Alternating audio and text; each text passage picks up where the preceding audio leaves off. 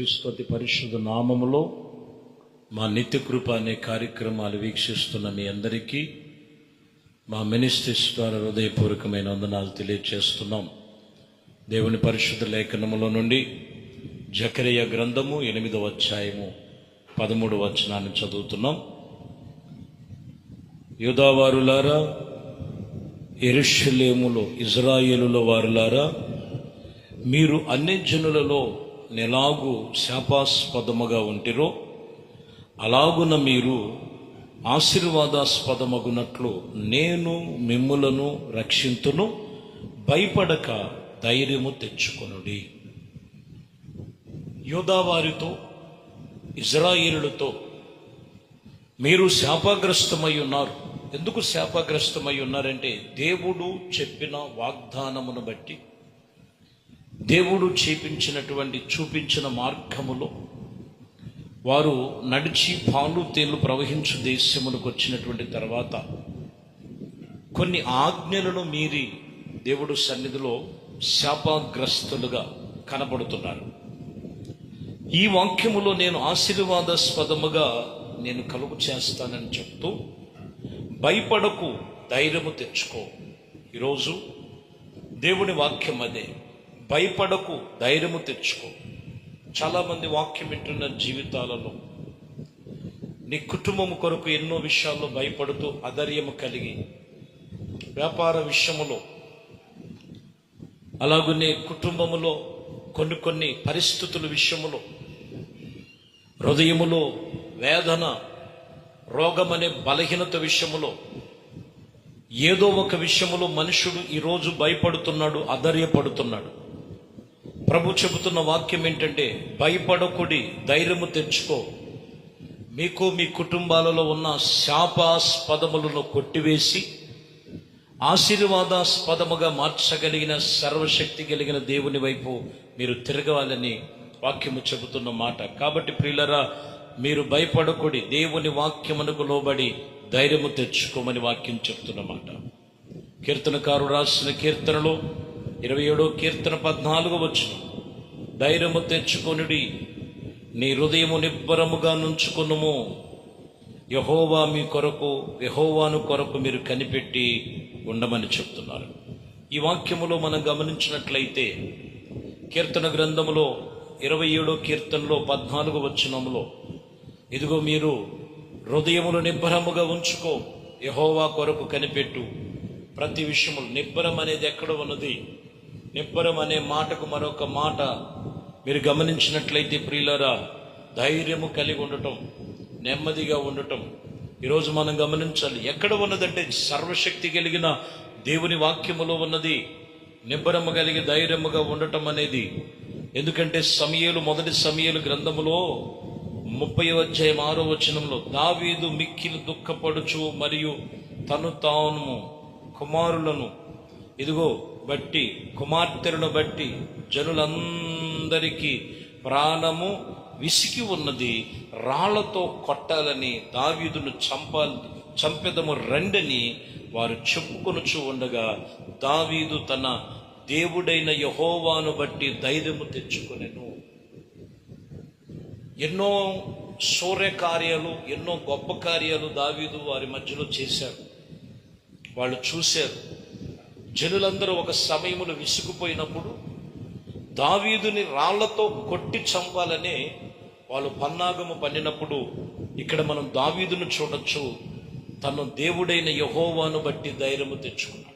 మీ జీవితంలో కూడా ఈరోజు కొన్ని ఒడిదుడుకులు, కొన్ని దెబ్బలు, కొన్ని అవమానాలు, కొన్ని అపజయములు వచ్చి ఉన్నాయేమో. వాక్యం చెప్తున్నమాట, ధైర్యము తెచ్చుకో, నిబ్బరముగా ఉండు, దేవుడి మీద నువ్వు ఆనుకొని జీవించమని లేఖనాలు హెచ్చరిక చేస్తున్న మాటలు మీరు గమనించాలి. మొదటి పేతురు రాసిన పత్రికలో కూడా, పేతురు 1వ అధ్యాయములోని 13వ వచనములో ఆయన చెప్తున్నారు కదా, కాబట్టి మీ మనస్సుని నడుమును కట్టుకొని నిబ్బరమైన బుద్ధి గలవారే క్రీస్తు యొక్క ప్రత్యక్షతను బట్టి, ఇదిగో మీకు తేబడిన కృప విషయములో సంపూర్ణమైన నిరీక్షణ కలిగి ఉండుడని చెప్పిన మాటలు. కాబట్టి ఇక్కడ మీ మనసుని నడుము కట్టుకోండి దేవుడి కొరకు. ప్రార్థన కొరకు, పరిచర్య కొరకు అప్పగించినటువంటి బాధ్యత విషయములో ఏ విషయములో అధైర్యపడొద్దు. దేవుడు అన్ని విషయములో నీకు కృప చూపించగలిగిన వాడు, అన్ని విషయములో ఆయన కృపా వాత్సల్యతను చూపించగలిగిన దేవుడు. కాబట్టి నువ్వు నిబ్బరము కలిగి ధైర్యము తెచ్చుకోమని చెప్తున్నారు. పేతురు రాసినటువంటి పత్రికలో 5:9 కూడా మనం చదివితే, లోకమందు మీ సహోదరుల యందు ఈ విధమైన శ్రమలైన నెరవేర్చుచున్నవని ఎరిగి విశ్వాసమందు స్థిరులైన వారై ఇదిగో ఎదురించుడి అని చెప్తున్నాడు. అపవాది అయిన సాతానుడు అనేకమైన విషయాలలో ఆటంకపరిచేటువంటి రోజులు ఈ రోజులు. కాబట్టి మీరు విశ్వాసమందు స్థిరులై ఎదిరించండి అపవాది అయిన సాతానుని. సాతాను కుయుక్తులు లయపరచబడినట్లుగా క్రీస్తునందు మనము భయభక్తులు గలవారముగా ఉండాలని లేఖనములు సెలవిస్తున్నమాట.